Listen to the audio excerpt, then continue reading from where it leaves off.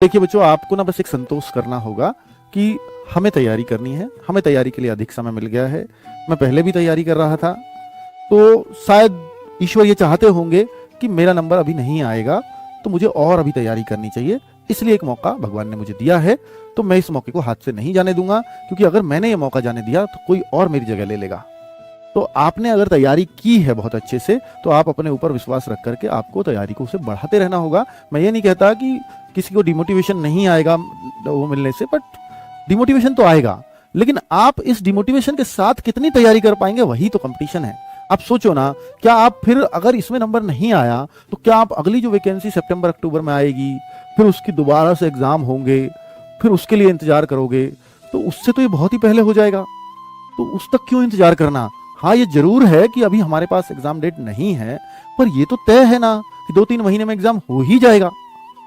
तो जब हमने अपने आप को यहां तक पहुंचाया ही है, तो फिर हमें ढील तो नहीं छोड़नी। और अगर ढील छोड़ी तो फिर सेलेक्ट ना होने का जिम्मेदार हम किसी और को नहीं बना सकते। एसएससी को भी नहीं दे सकते दोस्त कि एसएससी ने एग्जाम नहीं लिया था, तब मेरी बहुत अच्छी तैयारी थी। तो ऐसे तो सभी कहते हैं फिर बाद में। तो अगर आपकी अच्छी थी तो उसे अच्छे बनाए रखना भी आप ही का काम है। मुश्किल है, और जब मुश्किल हालात होते हैं तो वहीं तो वीर योद्धाओं की पहचान होगी ना बच्चों। तो आप अपने आप पर काम कीजिए। और मैं कहता हूं कि ठीक है, आप पहले 7-8 घंटे काम कर रहे थे अपने ऊपर, 8-8 10-10 घंटे पढ़ाई कर रहे थे, पर ऐसा मत करिए कि उसको 1-2 घंटे पहले आए। हाँ, आप 10 घंटे नहीं कर सकते, पर आप 5 घंटे रेगुलर तो दीजिए जब तक एग्जाम डेट नहीं है। आप 4-5 घंटे भी नहीं पढ़ेंगे तो फिर बहुत नुकसान हो जाएगा। आपको इतना डेडिकेशन तो देना पड़ेगा। हाँ, अब आप कहो कि सर आरडब्ल्यूए से कंटिन्यू कुछ कराइए। हाँ, आरडब्ल्यूए भी ढीला पड़ गया है। हाँ, आप कह सकते हो इस बात को, क्योंकि भाई मैं भी आपका मॉक टेस्ट, वो जो प्रैक्टिस सेट चला रहा था वो भी मैं नहीं चला रहा हूं, एसएसजीडी के नाम से, है ना। तो अगर आप कहते हैं तो एसएसजीडी के प्रैक्टिस सेट शुरू कर देंगे भाई, पर आपका मोटिवेशन चाहिए ना।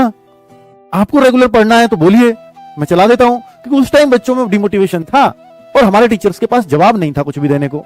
बच्चों को कैसे शांत करें, इसलिए वो बंद करने पड़े थे और चीजें हमें दूसरी वन शॉट वगैरह शुरू करने थे, और किए भी हमने। तो आप कहते हो कि प्रैक्टिस सेट्स को दोबारा शुरू कर दिया जाए, तो कर देंगे भाई, बिल्कुल कर देंगे।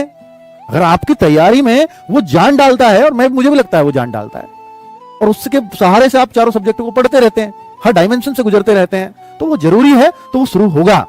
और उसका अनाउंसमेंट हम बहुत जल्दी करेंगे, ठीक है।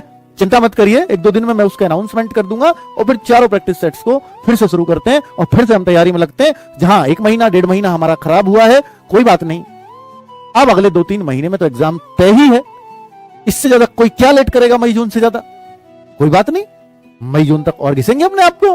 अगर पहले कुछ कमी होगी तो अब वो कमी भी नहीं छोड़ेंगे। तो उस तरह का एक डेडिकेशन आपका चाहिए, तो फिर हम तैयार हैं फिर से योद्धा बनने के लिए। क्या हो गया भाई, जीडी का बच्चा तो योद्धा है ना। जिस दिन से जीडी की तैयारी का ठाना था आप लोगों ने, उस दिन से ही आप योद्धा थे। और आप ये छोटी सी एक चुनौती आई है, एक छोटी सी आई, इससे डर जाओगे, और इससे डर गए तो फिर हम काहे के योद्धा थे, है ना।